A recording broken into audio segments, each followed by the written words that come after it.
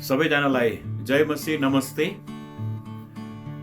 यो लकडाउनभरि हामी विभिन्न कुरामा व्यस्त छौँ, विभिन्न काम कुरोमा हामी बसिरहेका छौँ। हामीलाई परमेश्वरले विभिन्न काम गर्ने विभिन्न कुराको मौका दिइरहनु भएको छ। अनि यसै सिलसिलामा मैले 1 वर्षदेखि मेरो मनमा विचार थियो, श्रेष्ठ गीतको टिप्पणी नेपालीमा लेख्ने, विवाहको सन्दर्भमा परमेश्वरले के बोल्न चाहनुहुन्छ भनेर नेपाली मण्डलीलाई बाँड्ने मेरो रहर थियो। अनि त्यसै प्रसङ्गमा मैले श्रेष्ठ गीतको टिप्पणी लेख्न सुरु गरिसकेको छु र त्यही टिप्पणीका केही कुराहरू आज तपाईँहरूको बिचमा बाँड्न पाउँदा म धेरै खुसी छु। र हामी पुरै श्रेष्ठ गीतलाई हामी यसपालि हेर्ने छैनौँ, तर आज हामी श्रेष्ठ गीतको सामान्य परिचय र मलाई किन यो लेख्ने जाँगर लाग्यो भनेर म तपाईँलाई बताउन चाहन्छु। र किन बाइबलको क्याननमा बाइबलमा श्रेष्ठ गीत राखियो अनि श्रेष्ठ गीत हामीले धेरैपल्ट पढ्दाखेरि यो चाहिँ शारीरिक प्रेमको बारेमा चर्चा गरेको, श्रीमान श्रीमतीको सम्बन्धको बारेमा चर्चा गरेको भनेर मात्रै हामीले विचार गर्छौँ। अनि त्यस कारण पनि मैले मेरो 22 वर्ष क्रिस्चियन जीवनमा अहिलेसम्म मलाई याद भए अनुसार 2वटा मात्रै प्रवचन मैले श्रेष्ठ गीतको पुस्तकबाट गरेको अथवा श्रेष्ठ गीत उल्लेख भएको प्रवचन सुनेको छु। त्यस कारण पनि मलाई जाँगर लाग्यो। अनि अहिले म एनटिसी नेपाल थियोलोजिकल कलेजमा एमडिभ गरिरहेको छु। अनि केही महिना अगाडि हामीले बाइबलको यो पद्य र बुद्धिका पुस्तकहरूको परिचयको हाम्रो कक्षा थियो, पोएटिक बुक्सको इन्ट्रोडक्सनको विषयमा। अनि त्यहाँनिर श्रेष्ठ गीतको चर्चा हुँदै गर्दाखेरि, श्रेष्ठ गीतको पुस्तकको बारेमा कुरा हुँदै गर्दाखेरि एउटा श्रेष्ठ गीत 4 अध्यायमा लेखिएको स्त्रीको वर्णन हामीले पढ्न पायौँ। अनि त्यो स्त्रीको वर्णन पढ्दै गर्दाखेरि किनभने त्यहाँ उदाहरणको लागि तिम्रा केसहरू चाहिँ गिलाद डाँडाबाट झरेको बाख्रा जस्तै छन् भनेर त्यहाँ लेखिएको छ। अनि त्यो उपमा पढ्दाखेरि चाहिँ अनौठो लाग्छ हामीलाई, हाम्रो कन्टेक्स्टमा, हाम्रो सन्दर्भमा, हाम्रो संस्कृतिमा, जुन हाम्रो संस्कृतिमा हुर्केका छौँ, हाम्रो दिमागले त्यो कुरा ठिक किसिमले बुझ्न सक्दैन। त्यसकारण मैले त्यो 4 अध्याय पढेपछि मलाई वास्तवमा त्यसपछि मलाई जाँगर लागेको चाहिँ यसलाई चाहिँ विवाहको सन्दर्भमा नेपाली चर्चलाई काम लाग्ने एउटा सामग्रीको रूपमा म तयार पार्छु भन्ने मलाई अठोट थियो र लकडाउनमा मैले समय पाएँ र त्यो लेख्न मैले सुरु गरेँ। आज म तपाईँहरूलाई श्रेष्ठ गीतको परिचयको चर्चा मात्रै गर्नेछु। मसँग नोट छ, मैले लेखेको नोट, यो पुस्तक तयार पार्दै गरेको नोट। त्यसबाट मैले जाँदाखेरि मैले तपाईँलाई प्रत्यक्ष नहेरेर मेरो नोटतिर पनि हेर्नुपर्ने हुन्छ, त्यसलाई तपाईँले बुझिदिनु होला। श्रेष्ठ गीत अङ्ग्रेजी बाइबलमा सङ अफ सोलोमन भनेर लेखिएको छ। अनि सङ अफ सोलोमन अनि कहीँ चाहिँ सङ अफ सङ्ग्स पनि लेखिएको छ। सङ अफ सोलोमन भनेर हामीले भन्ने बित्तिकै चाहिँ यो चाहिँ सोलोमन राजाले लेखेका हुन् भनेर हामी त्यति चाहिँ पक्का हुन सक्छौँ। जस्तै सोलोमनका गीतहरू भनेर हामी नेपालीमा त्यसलाई बुझ्न सक्छौँ। अनि कविता हो यो, हामीलाई थाहा छ त्यो बेलामा कवितात्मक शैलीमा लेखिएको अनि विभिन्न उपमाहरू, साहित्यिक उपमाहरू यसमा प्रयोग गरिएको छ। त्यसकारण यसलाई हामीले सिधै पढ्दाखेरि अर्थको अनर्थ पनि हुन्छ, हामीले उल्टो अर्थले पनि बुझ्न सक्छौँ। त्यसकारण यसको अङ्ग्रेजीमा जेनर भन्छ। यसको शैली चाहिँ लेखन शैली चाहिँ कविता भएको कारणले यसलाई कविताको रूपमा बुझिनुपर्छ र सँगसँगै यसमा उपमाहरू धेरै प्रयोग गरेको कारणले यसलाई त्यसै गरी नै लिनु अझ सजिलो हुन्छ बुझ्नको लागि। अनि यो पढ्दाखेरि विशेष त हामी श्रीमान श्रीमतीको बिचमा हामीले पढेका पनि छौँ कतिपल्ट। अनि यो चाहिँ रोमाञ्चक अनुभव हुने पुस्तक हो। अनि मिठा शब्दहरू अनि त्यो तुलना पनि कतिवटा तुलना हामीलाई सुहाउँछ, हामी मिठो मान्छौँ, कतिवटा तुलना हामीले अनौठो लाग्छ, हामी हाँसो उठ्दछ, त्यस्तो खालको। अनि श्रेष्ठ गीत चाहिँ परमेश्वरको वचन बाइबलभित्र छ। त्यसकारण हामीले जसरी उत्पत्तिको पुस्तकलाई महत्त्व दिन्छौँ, जसरी यूहन्नाको सुसमाचारलाई महत्त्व दिन्छौँ, जसरी हामी पावलका पत्रहरूलाई महत्त्व दिन्छौँ, जसरी प्रकाशको पुस्तकलाई महत्त्व दिन्छौँ, श्रेष्ठ गीत पनि त्यही महत्त्वको पुस्तक हो। किनभने जब सन् 325 को नाइसियाको महासभामा मण्डलीका अगुवाहरूले जब बाइबलको 66वटा पुस्तकलाई उनीहरूले सङ्ग्रह गरेर अब यो चाहिँ बाइबल हो है भनेर उनीहरूले बाइबललाई एक रूप ल्याउने कोसिस गर्दै थिए, त्यो बेलामा परमेश्वर पवित्र आत्माले निश्चय नै अगुवाई गर्नुभएको थियो। त्यसकारण श्रेष्ठ गीतको पुस्तक पनि पवित्र बाइबलमा अटाइयो। त्यसकारण श्रेष्ठ गीत चाहिँ हामीले बुझे जस्तो यो चाहिँ छाडा बेविचारका कुराहरू होइन, यो चाहिँ परमेश्वरले विवाहलाई कति आदर दिनुहुन्छ, परमेश्वरले विवाहभित्रको श्रीमान श्रीमतीको सम्बन्धलाई कति ठुलो महत्त्व दिनुहुन्छ, इज्जत दिनुहुन्छ भनेर त्यो अभिव्यक्त गर्नलाई यो पुस्तक लेखिएको। अनि त्यसपछि दोस्रो यसका कारणहरू चाहिँ परमेश्वरका जनहरूले, परमेश्वरका दासहरू, उदाहरणको लागि चार्ल्स स्पर्जन जस्ता परमेश्वरका दासहरूले, अरू वाचमान नी जस्ता परमेश्वरका दासहरूले यसलाई चाहिँ परमेश्वर र इस्रायल बीचको सम्बन्धको वर्णन हो पनि भनेर उल्लेख गरेका छन्। अनि कतिजनाले चाहिँ ख्रिस र उहाँकी दुलही मण्डलीको तुलना पनि यससँग गरेका छन्। त्यसकारण हामी जब श्रेष्ठ गीतलाई पल्टाउँछौँ, जब हामी यसलाई पढ्छौँ, गहिरेर हेर्छौँ, यसको आनन्द हामीलाई अर्कै लाग्छ। अनि यसलाई चाहिँ हामीले शारीरिक आकर्षण, शारीरिक प्रेम, शरीरका अङ्गहरूको जब हामी त्यो सतहभन्दा गहिरो गएर त्योभन्दा अझ माथि उठेर परमेश्वरको प्रकाशको रूपमा हामी हेर्न थाल्छौँ, हामीलाई निश्चय नै आनन्द आउँछ। निश्चय नै हामीलाई पवित्र आत्माले हामीलाई आशिष दिनुहुन्छ। यदि श्रेष्ठ गीत बाइबलमा नभएको भएदेखि र इतिहासमा हामीलाई थाहा छ सोलोमनको समयमा, दाउदको समयमा, येशूको समयमा अरू थुप्रै बाइबलमा भएको 66वटा पुस्तकहरू भन्दा बाहेक अरू थुप्रै ऐतिहासिक पुस्तकहरू छन्, अरू थुप्रै डकुमेन्टहरू हामी पढ्न पाउँछौँ, कतिवटा सङ्ग्रहालयहरूमा सङ्ग्रहित छन्। यदि सोलोमनको पुस्तकलाई अथवा श्रेष्ठ गीतलाई हामीले बाइबलमा नभएर अन्त कतै भेटेको भएदेखि हामीलाई पवित्र पुस्तक भनेर मान्न सक्ने थिएनौँ। त्यसकारण पनि पवित्र आत्माले यो पुस्तकमा केही न केही रहस्य हाम्रो लागि राखिदिनु भएको छ। यसमा परमेश्वरीय सिद्धान्तहरू, येशू ख्रिस्टको पहिचान, त्यस्ता कुराहरू गहिरो रूपमा लेखेको पाइँदैन।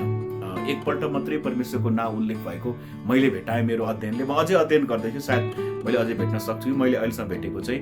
अनि यसमा जुन हामी पुरानो नियमको पुस्तकहरूको विशेषताहरू के पाउँछौँ भनेदेखि त्यहाँ चाहिँ पुरानो नियममा चाहिँ पिता पुर्खाहरूलाई, जुन विश्वासका पिता पुर्खाहरू जुन थिए, अब्राहम, इसाक, याकुबलाई गरेको प्रतिज्ञाहरू, त्यो प्रतिज्ञाहरू यसमा पाइँदैन। त्यो प्रतिज्ञाहरू खोज्दा पनि पाइँदैन। पुरानो नियममा, नयाँ नियममा पनि प्राय पुस्तकहरूमा ती कुराहरू उल्लेख भएका छन्।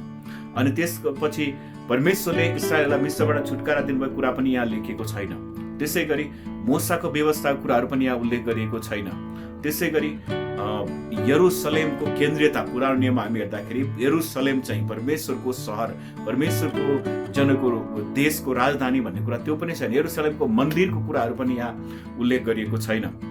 र दाउद वंशका इतिहास पनि यहाँ उल्लेख गरेको छैन। सँगसँगै यसमा चाहिँ पञ्चपुस्तक, उत्पत्ति, प्रस्थान, लेवी, गन्ती व्यवस्थाबाट त्यहाँबाट केही कुरा उल्लेख गरिएको छैन।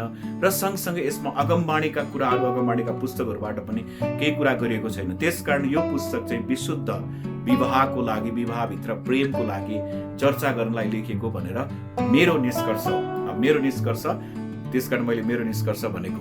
अनि कतिवटा परमेश्वरका दासहरूले, कतिवटा इतिहासको खोज अनुसन्धान गर्ने व्यक्तिहरूले विभिन्न कुराहरू भनेका छन्। त्यो कुरा पनि म उल्लेख गर्न चाहन्छु। एकजना मानिसले भनेका छन् पद्य तथा बुद्धिका पुस्तकहरू श्रेष्ठ गीत सहित परमेश्वरले इस्राएललाई सुम्पिदिनु भएको अन्तर्राष्ट्रिय सम्पदा हो भनेर एकजना मानिसले त्यसरी भनेका छन्। अनि त्यो भन्ने व्यक्ति चाहिँ रोल्यान्ड मर्फी भन्ने व्यक्तिले त्यसरी उल्लेख गरेका छन्, जुन कुरा मैले अध्ययन गर्दाखेरि भेटाएको। अनि त्यसकारण श्रेष्ठ गीत चाहिँ परमेश्वरले हामी सबैलाई, मण्डलीलाई, मण्डलीका प्रत्येक विश्वासीलाई दिनुभएको पुस्तक हो। अनि कतिजनाले यसलाई श्रेष्ठ गीत भन्छन्, कतिजनाले यसलाई सोलोमनका गीतहरू भन्छन्, कतिजनाले यसलाई क्यान्टिकल्स, जुन चाहिँ गीतहरूलाई जनाउने शब्द क्यान्टिकल्स पनि भनेर सम्बोधन गर्दछन्।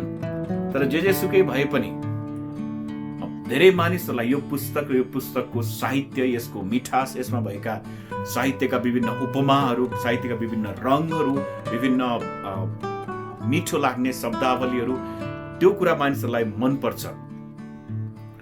अनि मैले अघि भने धेरै प्रचार गरेर नेपालको चर्चमा पाउँदैन, तर चार्ल्स स्पर्जन भन्ने प्रभुका दासले 64वटा प्रवचन प्रचार गरेका रहेछन् श्रेष्ठ गीतबाट।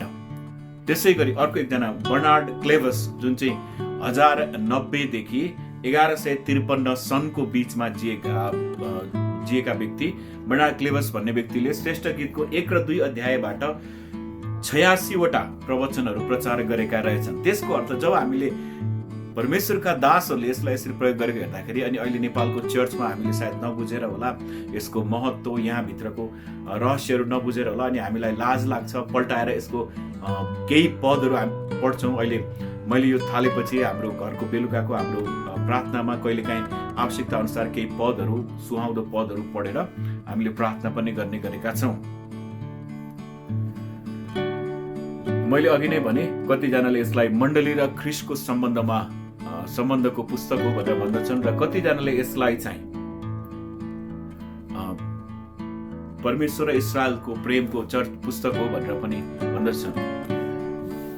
बेलायतका प्रचारक तथा बाइबल शिक्षक जर्ज क्याम्पबेल मोर्गनले यसरी भनेका छन्, यो चाहिँ म उहाँको भनाइ नै पढ्दैछु मेरो पुस्तकबाट। यो पुस्तकलाई मानवीय प्रेमको अभिव्यक्ति हो भनेर व्यवहार गर्ने मानिसहरू पनि छन्, अनि कति मानिसहरूले यसलाई रहस्यात्मक सल्लाहहरूको संग्रह हो र यसको महत्त्व छ पनि भनेका छन्। अनि यी सबै कुरा ठिक हो भनेर म मान्दछु। र श्रेष्ठ गीतको पढ्दाखेरि त्यसको एउटा मुख्य निष्कर्ष मैले निकालेको चाहिँ परमेश्वरले विवाहलाई धेरै ठुलो आदर गर्नुहुन्छ र विवाहभित्र श्रीमान श्रीमतीको प्रेम सम्बन्धलाई परमेश्वरले महत्त्व दिनुहुन्छ। अनि हामीलाई थाहा छ विवाहको सुरुवात परमेश्वरले अदनको बगैँचामा गर्नुभयो र जब त्यो करार भन्ने शब्द हामी नेपाली चर्चले विवाहको करार बाँध्ने भनेर प्रयोग गर्छौँ, अनि विवाहको करार चाहिँ परमेश्वरको दृष्टिमा धेरै नै महत्त्वपूर्ण कुरा हो। अनि करार भनेको चाहिँ हामी सबैलाई थाहा छ, यो चाहिँ विशेष सम्झौता हो, विशेष एग्रिमेन्ट हो, जुन सम्झौतामा चाहिँ कुनै एउटा पक्षले त्यो करार तोडेमा करार कायम गर्ने व्यक्तिले करार तोड्ने व्यक्तिलाई हत्या पनि गर्न सक्छ भने त्यो करार शब्दले त्यति ठुलो महत्त्व लाग्यो। त्यसकारण विवाहको करार भनेर चर्चले प्रयोग गर्छ। चर्चले पवित्र विवाह भनेर भन्छौँ, शुभ विवाह भन्दैन, पवित्र विवाह भन्छ। किनभनेदेखि विवाह चाहिँ परमेश्वरले तोक्नु भएको कुरा हो, परमेश्वरको कुरा हो। अनि यसका विभिन्न इतिहासहरू छन्, त्यो इतिहासलाई म पछि नै विचार गर्नेछु।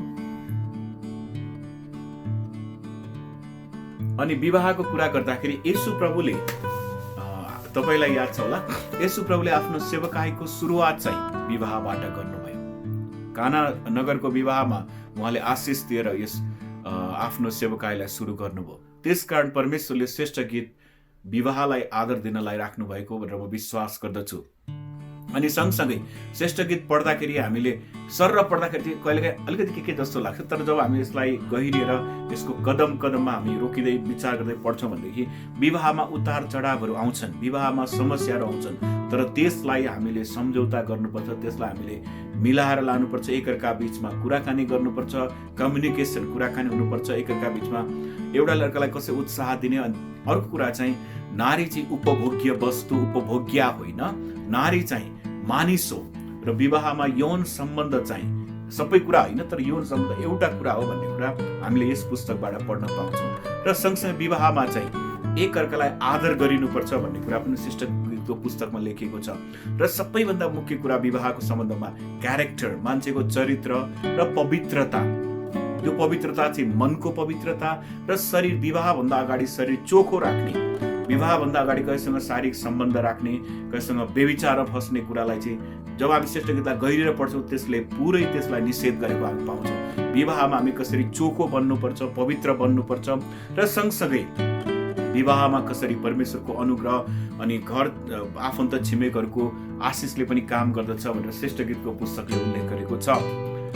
अनि श्रेष्ठ गीतको बारेमा मसँग भन्ने कुरा धेरै छन्, मसँग धेरै भाकाहरूले के भनौँ भन्ने भयो। त्यसकारण मैले आजको मेरो पहिलो श्रेष्ठ गीतको परिचयलाई यहाँसम्म राख्दछु र म आशा गर्छु निश्चय नै परमेश्वरले तपाईँलाई यति सुन्दाखेरि केही न केही आशा देखाउनु भयो होला, र मलाई आशा छ तपाईँले निश्चय नै विवाहको बारेमा केही न केही कुरा विचार गर्नुहुन्छ र श्रेष्ठ गीत पढ्नुहोस्। म तपाईँलाई उत्साह दिन चाहन्छु, श्रेष्ठ गीत पढ्नुहोस्। हुनसक्छ कहिलेकाहीँ अब छोराछोरीको अगाडि कतिवटा पदहरू नपढ्नु ठिकै होला, तर तपाईँले व्यक्तिगत रूपमा श्रेष्ठ गीतको पुस्तक पढ्नुहोस् र तपाईँले परमेश्वरको प्रेम, विवाहभित्र परमेश्वरको पवित्रता, विवाहभित्र एकअर्कालाई गरिने सम्मान अनि सँगसँगै क्यारेक्टर, चरित्र मुख्य कुरा हो भन्ने श्रेष्ठ गीतको पुस्तकमा पाइन्छ। अनि श्रेष्ठ गीत चाहिँ पवित्र बाइबलको पवित्र पुस्तक मध्ये एउटा हो। श्रेष्ठ गीत चाहिँ अशुद्ध, काम नलाग्ने, व्यभिचारले भरिएको पुस्तक होइन, तर श्रेष्ठ गीत चाहिँ परमेश्वरले मानव जातिलाई दिनुभएको उपहारहरू मध्ये एउटा हो। परमेश्वरले तपाईहरु सबैलाई आशिष दिनुभएको होस्। जय मसीह, नमस्ते।